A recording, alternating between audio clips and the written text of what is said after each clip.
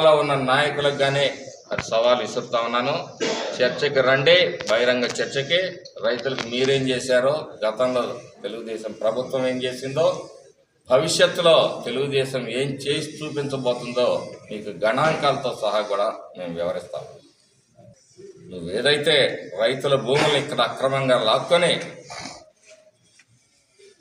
రైతుల్ని 22A పెట్టి ఎంతమందిని ఇబ్బంది పెట్టావు, అన్నీ కూడా తీస్తాం.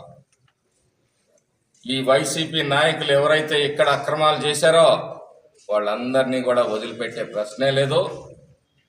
ఎంతమంది రైతుల పేరు మీద రుణాలు తీసుకుని వాళ్ళ బాధలకు కారకులయ్యారో వాళ్ళందరి సంగతి కూడా తేలుస్తాం. ఒక ప్రత్యేక విచారణ కమిటీని కూడా ఏపిస్తాం.